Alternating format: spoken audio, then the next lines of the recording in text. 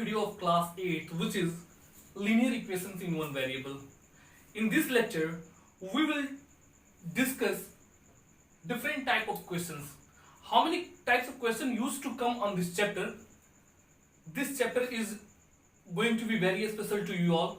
So stay with this video till last. So without taking any moment, let's start.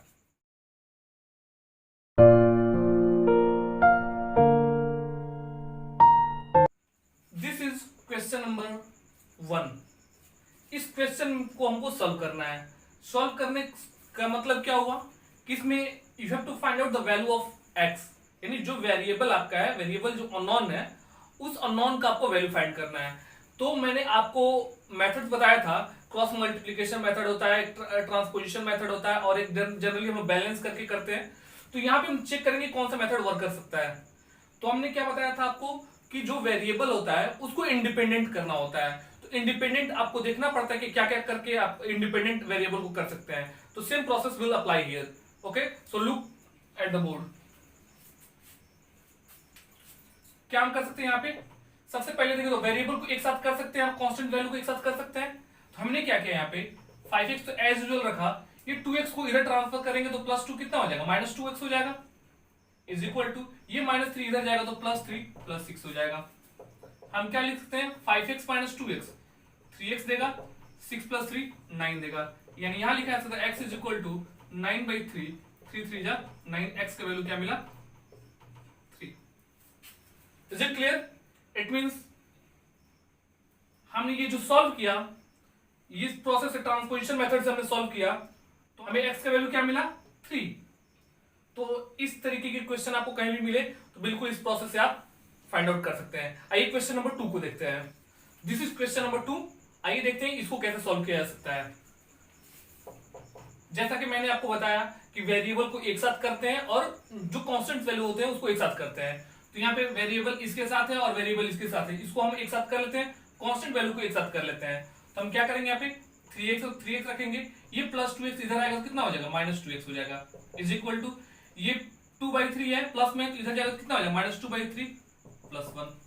अब आप इसको ऐसे भी लिख सकते हैं या इसको अरेंज करके आप ऐसे लिख सकते हैं. 1 तो पॉजिटिव है, प्लस ही रहेगा. ये क्या होगा, इधर जाएगा तो क्या हो जाएगा, -2/3 हो जाएगा. कोई चेंजेस नहीं होने वाला इसमें. ठीक है, तो मैं आपको चेक करके बता देता हूं. अगर मान लीजिए -2/3 इधर आता, +1 यहां रहता, या 1 यहां रहता, -2/3 रहता, तो दोनों में कोई चेंजेस नहीं होता. देखिए यहाँ पे इसको तो वही रखते हैं, -2, 3 में 1 से मल्टीप्लाई करते हैं, +3 हो जाता है /3. -2 + 3 1/3. यहां भी सेम काम होता, 3 1 जा 3, -2/3, फिर भी हमें 1/3 ही मिलता. समझ में आ रहा है? तो इसमें कोई चेंजेस नहीं हो सकता. साइन जिसके साथ है उसका साइन उसी के साथ रखेंगे तो वैल्यू में कोई चेंजेस नहीं आएगा. क्लियर? आइए देखते हैं यहाँ पे इसको क्या लिखा जा सकता है. 3x - 2x देगा x आपको, और इसको क्या लिख सकते हैं, 3 1 जा 3, -2/3. इसको लिख सकते हैं 1/3. बहुत लोगों को थोड़ा सा कंफ्यूजन होगा इसमें. तो इसको क्या करते हैं, जैसे मैंने डायरेक्ट 3 को 1 से मल्टीप्लाई किया, 2 माइनस किया, /3 कर दिया, 3 - 2/3 यानी 1/3 रिजल्ट आया. इसका मतलब ये होता है, आपने अर्लियर क्लासेस में पढ़ा होगा कि फ्रैक्शन का ऐड कैसे करते हैं. तो 1 लिखा हो तो 1 के नीचे कुछ नहीं है तो क्या है, nothing but 1 is here, -2/3. LCM क्या होता है 3 1 का, 3. यही प्रोसेस होता है निकालने का ना. हमने 1 3 का एलसीएम निकाला, 3 आया. 1 से हमने 3 को डिवाइड किया, 3 मिलेगा. 3 से हमने 1 को मल्टीप्लाई किया, 3. फिर 3 से हमने 3 को डिवाइड किया, 1 मिला. 1 में हमने 2 से मल्टीप्लाई किया, माइनस है तो माइनस, 1 2 2, 3 - 2 = 1/3. Is it clear? तो ऐसे ही हमने डायरेक्ट आप ऐसे करके निकाल सकते हैं, और नहीं समझ में आया तो आप ये प्रोसेस अप्लाई कर सकते हैं. Is it clear? तो आपने क्या देखा यहाँ पे, x का वैल्यू क्या मिला, 1/3. Is it okay? So let's see question number 3. This is question number 3. आइए देखते हैं ये कैसे बनेगा. इसको क्या लिख सकते हैं, सबसे पहले यहाँ पे तो जो डायरेक्ट इक्वेशन था तो हमने उसको ट्रांसफर कर लिया, वेरिएबल को एक साइड और कांस्टेंट को एक साइड. लेकिन यहाँ पे थोड़ा सा मिक्सचर है, तो यहाँ पे हम सिंप्लीफाई करते हुए जाएंगे. फिर उसको लास्ट स्टेप में जो आएगा, जहां पे हमें ये नजर आएगा कि वेरिएबल को एक पास किया जा सकता है, वहां पे कर लेंगे हम. तो सबसे पहले सिंप्लीफाई कीजिए इसको. हम क्या कर सकते हैं, इसको लिखा है 3 × y - 5. देखिए 4 में 4y से मल्टीप्लाई कर देंगे, कितना हो जाएगा, 16y. कुछ नहीं तो 1, सेम प्रोसेस जो मैंने इससे पहले बताया। तो डायरेक्ट हम लिख सकते हैं 4 4 16 वाई हो जाएगा बाई 4। यहां पे क्या लिख सकते हैं 3 2 6 minus Y minus 3 by 2। Have any doubt? अब यहां पे क्या किया जा सकता है, ब्रैकेट ओपन कीजिए। ब्रैकेट ओपन करेंगे तो 3 क्या है, मल्टीप्लाई के फॉर्म है, तो 3y हो जाएगा, फिर 3 5 15 हो जाएगा। 3y माइनस है तो माइनस, 3 5 15, ये हो जाएगा माइनस 16y बाई 4। इसको क्या लिख सकते हैं 6 माइनस, ब्रैकेट ओपन करेंगे तो साइन चेंज हो जाएगा, ये प्लस है तो ये माइनस हो जाएगा, ये माइनस है तो ये प्लस हो जाएगा बाई 2। अब इसको क्या कर सकते हैं, प्लस 3y माइनस 16y क्या देगा, माइनस 13y, यहाँ पे माइनस 15 बाई 4। इसको क्या लिख सकते हैं plus 6 plus 3 plus 9 minus y by 2। Now have you any doubt? अब यहाँ पे कुछ चेंजेस किया जा सकता है। इसको क्या लिख सकते हैं, इसको लिखा जा सकता है, मैंने आपको एक प्रोसेस बताया था क्रॉस मल्टीप्लीकेशन वाला, तो ये वाला इधर मल्टीप्लाई होगा, ये वाला इधर मल्टीप्लाई होगा, या आप चाहे तो 2 से डायरेक्ट 4 को कटा दीजिए 2 टाइम्स में और 2 डायरेक्ट इधर मल्टीप्लाई हो जाएगा। ये भी प्रोसेस इजी है। तो डायरेक्ट मैंने क्या किया, अगर नहीं समझ में आया तो आप वही प्रोसेस देखिए।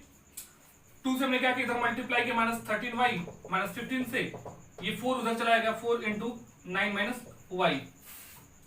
अब यहाँ पे क्या लिख सकते हैं, माइनस 2 में 2 से माइनस 13 में y में मल्टीप्लाई करेंगे माइनस 26y माइनस 30, ये हो जाएगा 4 9 36 minus 4y। Is it clear? अब इसको क्या लिखा जा सकता है, अब हम क्या कर सकते हैं, एक इक्वेशन के सिंपल इक्वेशन के फॉर्म में मिल गया, वेरिएबल को एक साइड करते हैं और नंबर को एक साइड करते हैं, तो ये लिख सकते हैं माइनस 26y, आइए माइनस 4y इधर आएगा तो प्लस 4y हो जाएगा, इज इक्वल टू, ये 36 तो ऑलरेडी प्लस में है, ये माइनस 30 उधर जाएगा तो प्लस 30 हो जाएगा। अब इसको क्या लिख सकते हैं, माइनस 26y या प्लस 4y क्या देगा आपको, माइनस 22y, और यहाँ पे क्या मिलेगा 36 प्लस 30 क्या देगा, 66 देगा। यानी इसको लिख सकते हैं y is equal to minus 66 by 22, कटाएंगे तो 3 टाइम्स में कट जाएगा, यानी y की वैल्यू क्या है, माइनस लगा है तो minus 3। By this process you can get the value of y, y means variable. Clear? तो ऐसा क्वेश्चन आपको कहीं भी मिले तो पहले सिंप्लीफाई कीजिए, आप उस स्टेप तक पहुंचिए जहां पे आपको एक नॉर्मल इक्वेशन मिल जाए, जहां से आप वेरिएबल को एक साथ और कांस्टेंट को एक साथ कर सकें, फिर वहां से सेपरेट करके आप अननोन वैल्यू जो है, यानी जो वेरिएबल है उसका वैल्यू फाइंड कर सकते हैं। Is it clear? तो आइए क्वेश्चन नंबर 4 को देखते हैं। This is question number 4। आइए सॉल्व करते हैं इसको। सेम प्रोसेस है यहाँ पे जो मैंने पहले बताया था, इसके कुछ नीचे कुछ नहीं तो 1 है, इसके नीचे कुछ नहीं तो 1 है, तो इसको लिखने की कोई मीन्स नहीं है, डायरेक्ट सॉल्व करते हैं इसको। 2 में हमने m से मल्टीप्लाई किया 2m मिला, माइनस आया तो माइनस m माइनस 1 बाई 2, यहाँ इज इक्वल टू 3 में 1 से हमने मल्टीप्लाई किया 3 मिला, माइनस तो माइनस m माइनस 1 बाई 3। अब क्या करते हैं, ब्रैकेट को ओपन करते हैं, ये 2m रहा, माइनस है, ब्रैकेट ओपन करेंगे तो साइन क्या होगा, अंदर वाला चेंज हो जाएगा, तो हमने क्या लिखा यहाँ पे m माइनस, प्लस है तो माइनस हो जाएगा, और ये माइनस है तो प्लस हो जाएगा बाई 2। यहां भी same process, 3 minus m plus 1 by 3।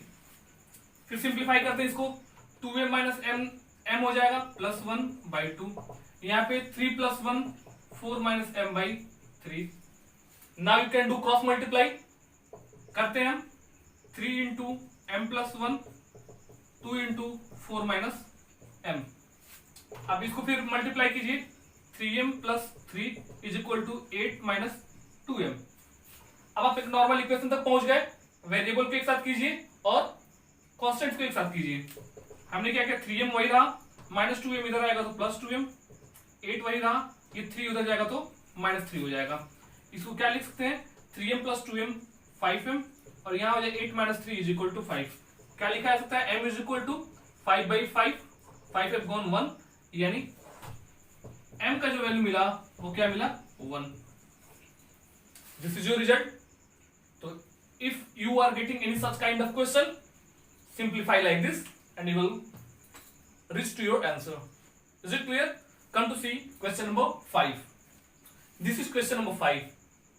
Let's see how to solve. ये बिल्कुल ही सिंपल क्वेश्चन है, थोड़ा सा आपको माइंड यूज करना है और आप आसानी से आंसर तक पहुंच जाएंगे। तो आपको नजर आ रहा होगा यहाँ पे फ्रैक्शनल फॉर्म में, आप यहाँ पे क्या कर सकते हैं, cross multiply, just do it. हमने क्या किया यहाँ पे 2 - 7x रहा, नीचे वाला इधर जाकर मल्टीप्लाई हो जाएगा 4 + 5x। Is it clear? Is equal to ये 3 + 7x रहा और ये क्या 1 - 5x जाके इधर मल्टीप्लाई हो जाएगा 1 - 5x। लिख सकते हैं इसको ऐसे। अब फिर आगे इसको सिंप्लीफाई कीजिए, क्या होगा, ये 2 पूरा ब्रैकेट से मल्टीप्लाई होगा, -7x पूरा ब्रैकेट से मल्टीप्लाई होगा, अगेन 3 पूरा इसके साथ मल्टीप्लाई होगा, 7x पूरा इसके साथ मल्टीप्लाई होगा। तो वैसे ही करते हैं हम, क्या कर सकते हैं 2 × 4 + 5x -7x × 4 + 5x। यहां कर सकते हैं 3 × 1 - 5x + 7x × 1 - 5x। फर्दर हम सिंप्लीफाई करते हैं इसको, 2 4 = 8, मल्टीप्लाई कीजिए इसको, plus 2 5 = 10x, -7x × 4 -28x, -7x + 5x कितना हो जाएगा, minus plus minus, 7 5 = 35, x × x x²। Any doubt? फिर यहां पे आते हैं हम, याद रखिए 3 × 1 3, -3 5 = 15x, plus 7x × 1 7x, plus minus minus 7 × 5 35, x × x x²। अब देखिए यहां पे अगर सेम लाइक टर्म अगर सेम साइन के साथ, यानी दोनों पॉजिटिव है या हो या दोनों निगेटिव हो, इक्वल टू को दोनों साइड हो, तो वो आसानी से कैंसिल हो जाता है। कैंसिल होने का क्या मतलब, अगर -35x² को इधर लाइएगा तो +35x² हो जाएगा, और माइनस ऑलरेडी है तो माइनस प्लस क्या हो जाएगा, कैंसिल हो जाएगा। तो डायरेक्ट यहीं पे कैंसिल कर दीजिए आप। Is it clear? अब यहां देखते हैं, इसको सिंप्लीफाई करते हैं further.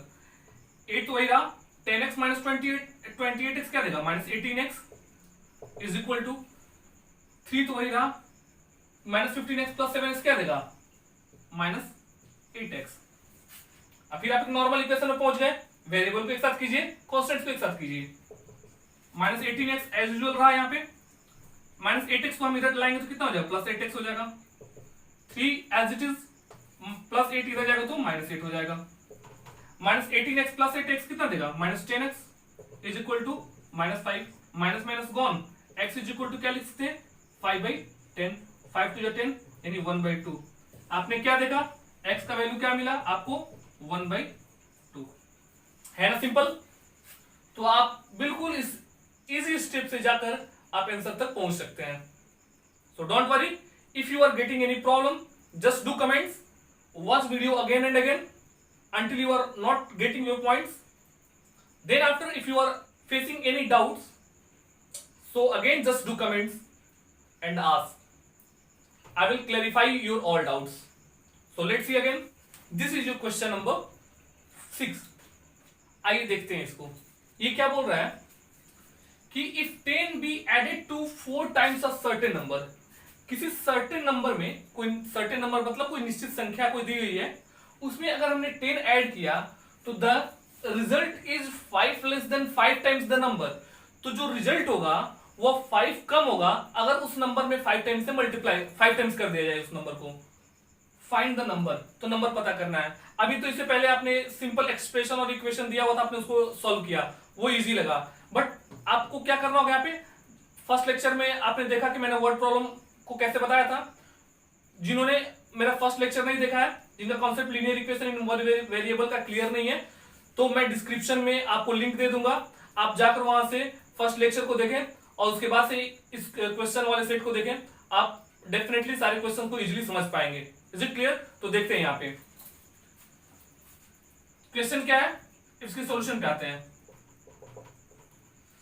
If 10 be added to 4 times certain number, जैसा क्वेश्चन दिया है उसी के अकॉर्डिंग चलते हैं, टू द स्टेटमेंट हम चलते हैं, हमें रिजल्ट डेफिनेटली मिलेगा। क्लियर?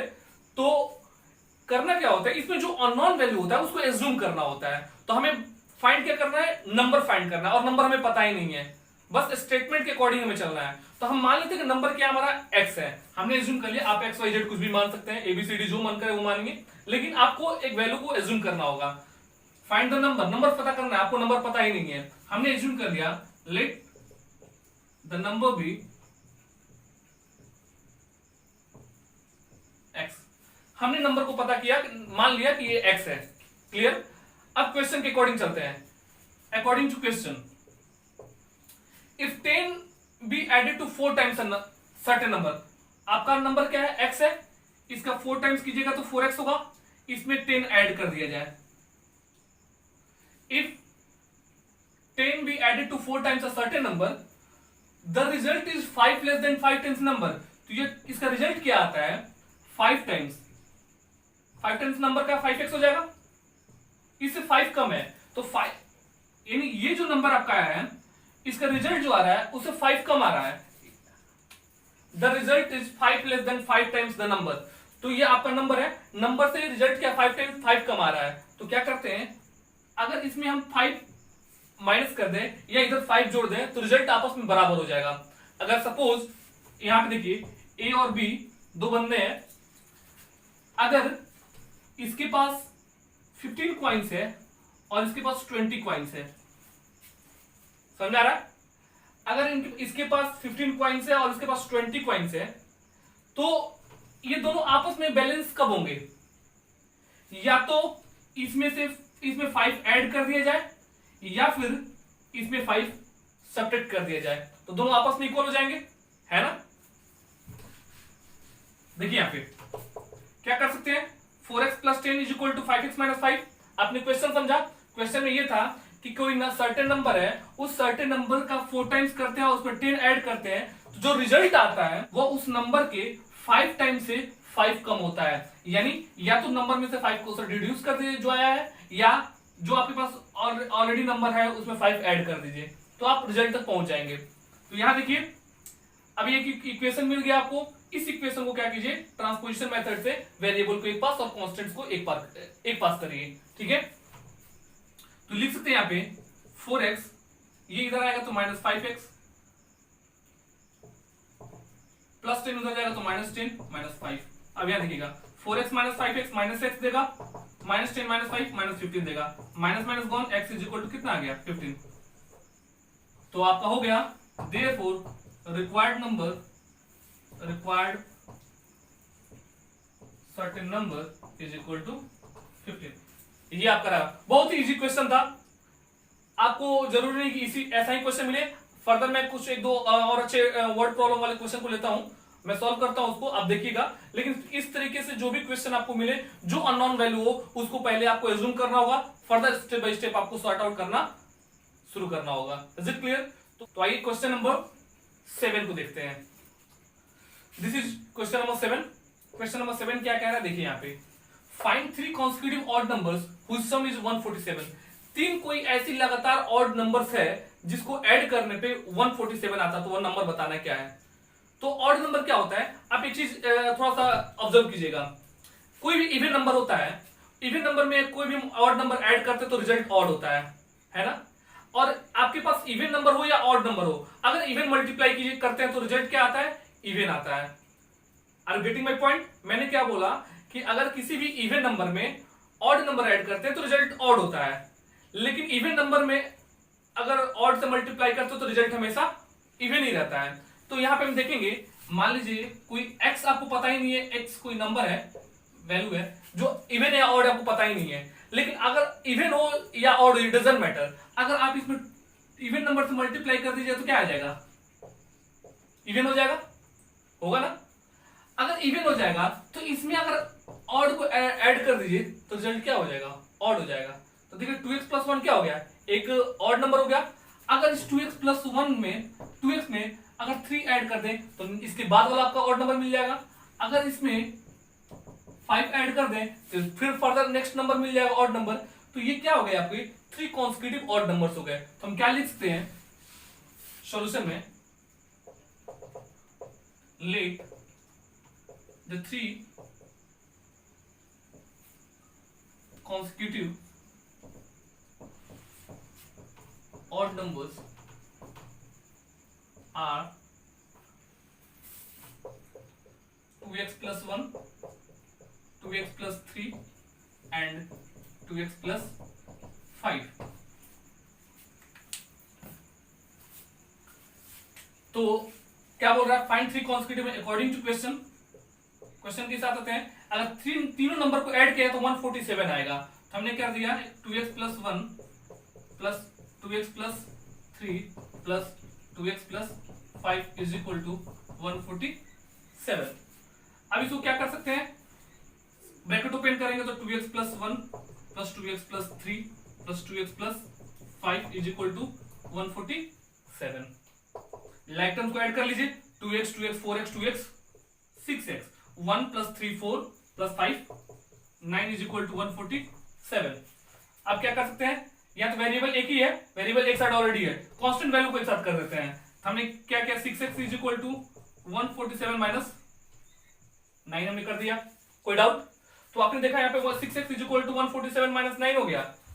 अब इसमें से क्या करते हैं, 6x इज इक्वल टू 147 में से अगर हमने 9 को रिड्यूस किया तो क्या रिजल्ट आएगा, 138।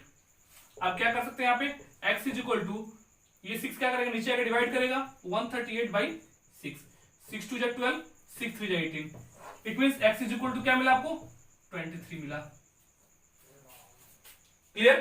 तो आपने x का वैल्यू 23 निकाला, आपके पास नंबर क्या है, 1 2 3, 3 कंसेक्यूटिव नंबर से ऑड नंबर है, तो फर्स्ट ऑड नंबर क्या हो जाएगा, देयरफॉर फर्स्ट ऑड नंबर आपके पास क्या है, 2x प्लस 1 है। क्या करते हैं, 2 इंटू एक्स की जगह पे 23 प्लस 1 करते हैं, 2 23 जा 46 plus 1 give 47। Clear? Second odd number क्या दिया है, 2x प्लस 3। क्या कर सकते हैं, सेम प्रोसेस, 2 इंटू 23 प्लस 3। आपने देखा यहाँ पे 46 प्लस 3 दिया आपको 49।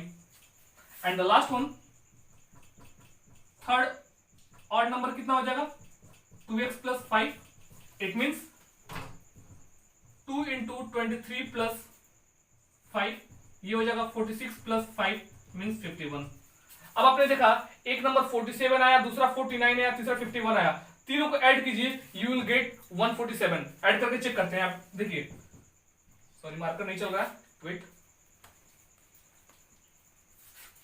यहां क्या कर सकते हैं, यहाँ पे 47 प्लस 49 प्लस 51, 9 1 10, 7 17 का 7 carry 1, 5 4 9 9 4 31 14, you are getting 147। It means हमारा रिजल्ट क्या है, सही है। तो इस तरीके के क्वेश्चन आपको जहां भी मिले आप इस प्रोसेस से सॉल्व करके फाइंड आउट कर सकते हैं। क्लियर? आइए नेक्स्ट क्वेश्चन देखते हैं, question number 8। Now this is question number 8। Question number 8 क्या कह रहा है, देखिए यहाँ पे, a man is 10 times older than his grandson. एक आदमी है जो अपने ग्रैंडसन से 10 गुना बड़ा है, ठीक है। He is also 54 years older than him. जबकि एज में देखा गया, यहां भी तो यहाँ पे प्रोडक्ट के फॉर्म यानी कितने टाइम्स बड़ा है, तो अगर ग्रैंडसन वन पार्ट में है तो दादाजी जो है, ग्रैंडफादर जो 10 टाइम्स में है, ठीक है।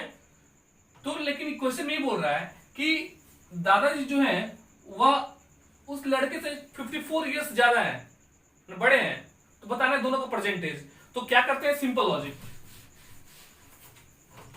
क्वेश्चन हो जाएगा यहाँ पे, सोल्यूशन देखिए यहाँ पे, हमने मान लिया लेट द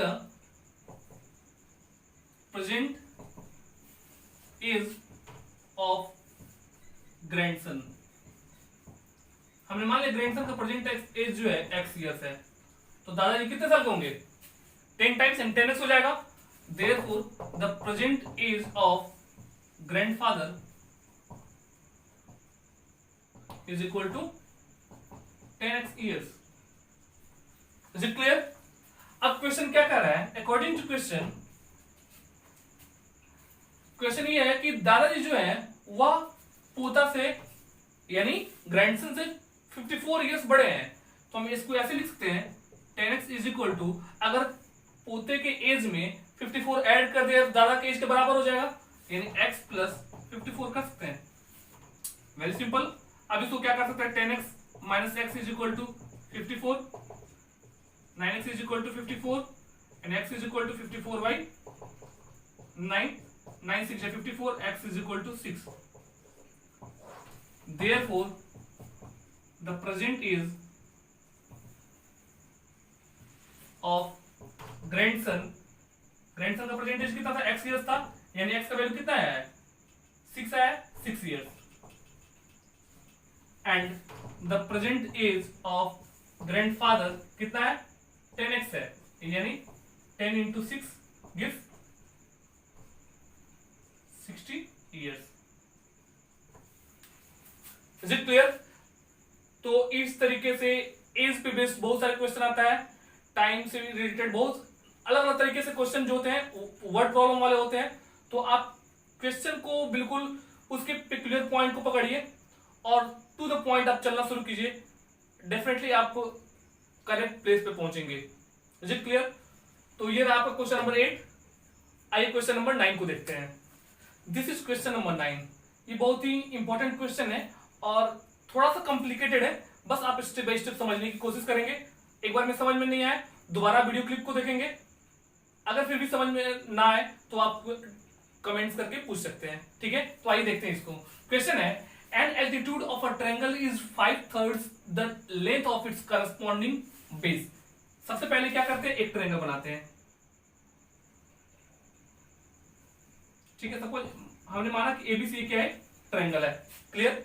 हमने एबीसी ट्रायंगल बनाया और इसमें बोल रहा है कि an altitude of a triangle, एक एल्टीट्यूड बनाया। एल्टीट्यूड क्या होता है, किसी पॉइंट से हमने परपेंडिकुलर डिस्टेंस बनाया। सपोज हमने ऐसा, सपोज ये एडी क्या है, एक परपेंडिकुलर डिस्टेंस है, तो ये एडी को क्या बोलेंगे, एल्टीट्यूड बोलेंगे। तो एल्टीट्यूड जो है और जिस पे बनेगा उसका क्या होगा, जिस पे 90 डिग्री एंगल बनता है वो बेस हो जाता है, यानी ये आपका हुआ बेस और इसको क्या बोलेंगे, एल्टीट्यूड। क्लियर? तो क्वेश्चन बोल रहा है कि an altitude is of a triangle is 5/3 the length of its corresponding base. Altitude जो है इस ट्रायंगल के करस्पॉन्डिंग बेस का 5/3 है, यानी अगर इसका एल्टीट्यूड बेस जो है अगर x मान लिया जाए तो ये कितना हो जाएगा, 5x/3 हो जाएगा, ये ना 5/3 यानी 5x/3 हो जाएगा। तो एरिया क्या होता है ट्रायंगल का, एरिया ऑफ ट्रायंगल होता है 1/2 into base into height square unit. Clear? Same property use करते हैं, यहां हमने लिखा सॉल्यूशन देखिए, let the base of the triangle, triangle का बेस हमने माना x centimetre, so the altitude is equal to कितना हो जाएगा, 5x/3 centimetre. Therefore area of triangle कितना हो जाएगा, 1/2 इंटू एल्टीट्यूड को ही हाइट बोलते हैं, बेस कितना रहा आपका x और हाइट कितना हो गया 5x/3। इसको क्या लिख सकते हैं, 5x² 3 × 6 centimetre square. Clear? Again फिर क्वेश्चन में क्या बोल रहा है, क्वेश्चन ये बोल रहा है कि if the altitude be increase by 4 centimetre, when altitude be increased by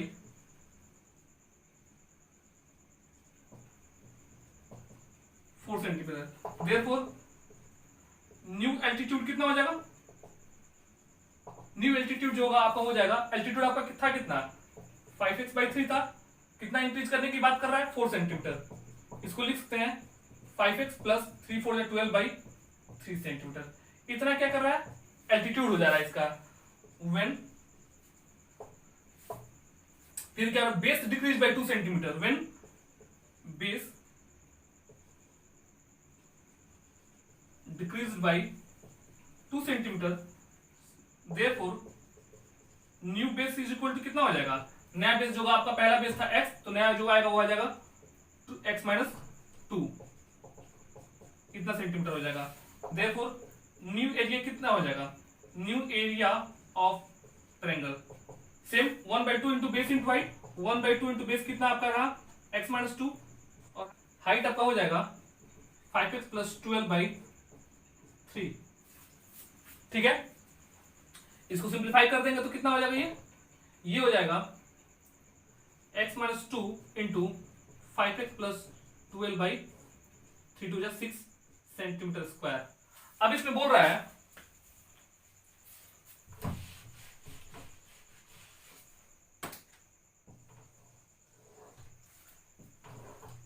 अब हम क्या लिख सकते हैं इसमें, अकॉर्डिंग टू क्वेश्चन जब हमने इसमें चेंजेस किया तब एरिया ये आया, विदाउट चेंजेस एरिया ये आया। अब बोला चेंजेस करने पे के बावजूद भी एरिया आपस में क्या है, सेम है, यानी ये और ये आपस में इक्वल हो जाएगा। According to question x minus 2 into 5x plus 12 by 6 is equal to 5x square by 6। अब देखिए यहाँ पे बेस को अगर ट्रांसफर करेंगे तो कैंसिल हो जाएगा, अगर ये इधर जाएगा ये इधर जाएगा, फिर सॉल्व करेंगे तो कैंसिल ही होगा, और नीचे नीचे रहेगा तो भी कैंसिल ही होगा। हम डायरेक्ट यहीं से कैंसिल कर देते हैं। अब यहाँ देखिएगा मल्टीप्लाई कीजिए इसको, x में मल्टीप्लाई किया 5x से, ये हो जाएगा 5x square, x multiply with 12 gives plus 12x।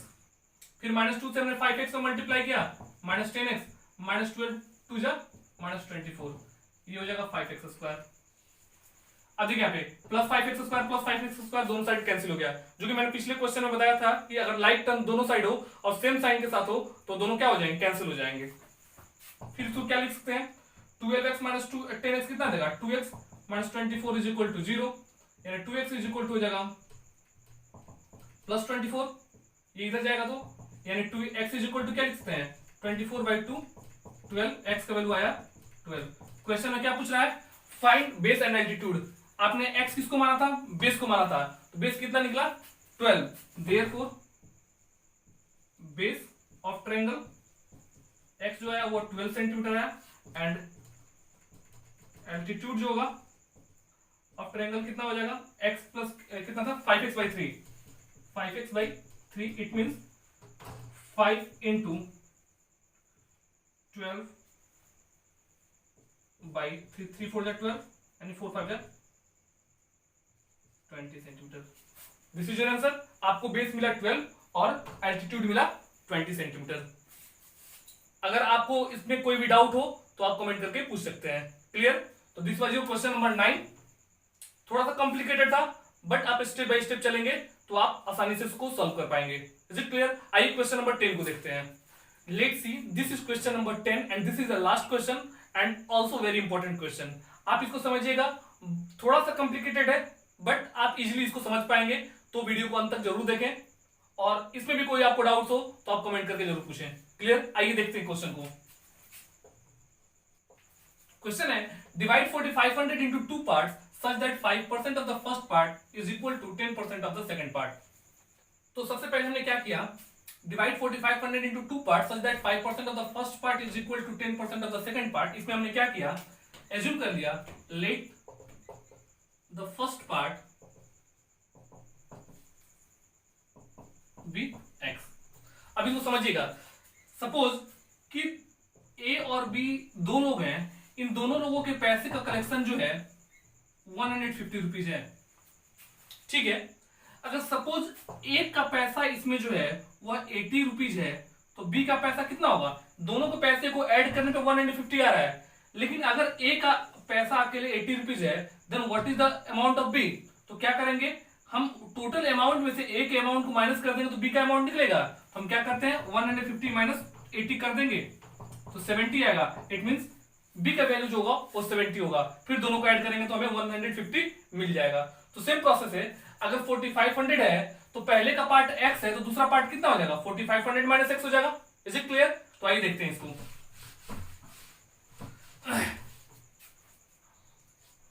इसको लिख सकते हैं therefore yes, so the second part is equal to हो जाएगा 4500 माइनस x। क्लियर? अब क्वेश्चन में आते हैं। अकॉर्डिंग टू क्वेश्चन में बोल रहा है कि 4500 को जब दो पार्ट में डिवाइड किया जाता है तो पहला पार्ट का 5% जो है दूसरे पार्ट के 10% के इक्वल होता है। तो बताना है कि दोनों पार्ट क्या है। तो देखिए यहाँ पे अकॉर्डिंग टू क्वेश्चन पहला पार्ट आपका x है, इसका 5% कितना होगा 5/100 हो जाएगा। क्लियर? और दूसरा पार्ट कितना है 4500 माइनस x है, इसका 10% कितना हो जाएगा 10/100 हो जाएगा। Any doubt? 100 गॉन? कोई confusion?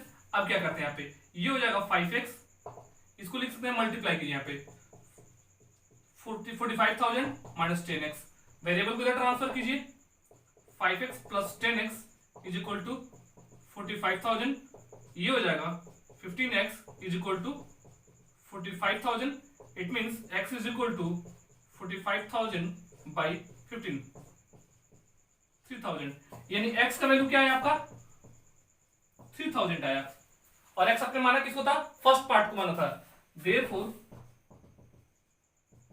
First part x is equal to हो जाएगा आपका कितना 3,000 एंड सेकंड पार्ट क्या था आपका 4,500 माइनस x था, यानी 4,500 minus 3,000 gives 1,500। Is it clear? तो हमने क्या देखा कि फर्स्ट पार्ट निकला आपका 3,000 और सेकंड पार्ट निकला 1,500, अगर फिर दोनों को ऐड कर देंगे तो क्या हो जाएगा आपका 4,500 मिल जाएगा। So this was your last question. अगर कोई भी कंफ्यूजन हो तो आप इसको दोबारा से देखें और सॉल्व करें। कोई भी डाउट हो कमेंट करके पूछ सकते हैं। तो इस वीडियो में बस इतना ही। In the next video we will meet very soon. So till that time take care of yourself and good bye.